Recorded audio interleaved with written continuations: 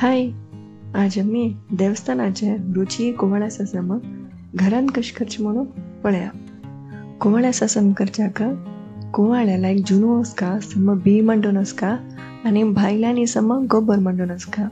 हंगाम 1 kg कोवाळ काढतस त्याची गीर बी आणि साली काण घेऊन ಒಳ್ಳೊಳ್ಳೆ ಕುಡ್ಕ ಶಿಂದನ್ ಗೆವ್ಯ.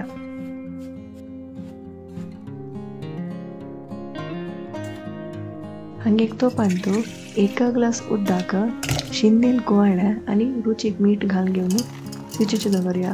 हंग उदक चड घालून कोवाळ उदक सोडता. Medium flame Antu mauve जावते सिचया.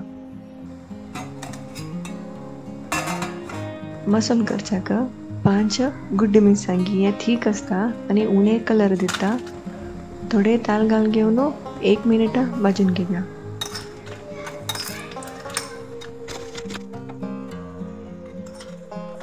अर्धवळ्ळे fresh सोयी भाजून मिरसांगी थोडे चिंचाम आणि थोडे उदक घाल घेऊन तरतरी वाटून घेऊया.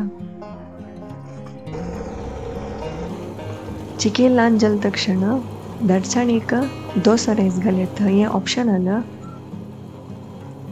1-2 सुतो गुंडून 1 चमचे सासम हंग चड घालून जस्ट 1-2 सुतो गुंडून मसालो घाल घेऊया. रगड्याक 1 ग्लास उदक घालून धुवन घेऊन त्या उदक काण दवरया.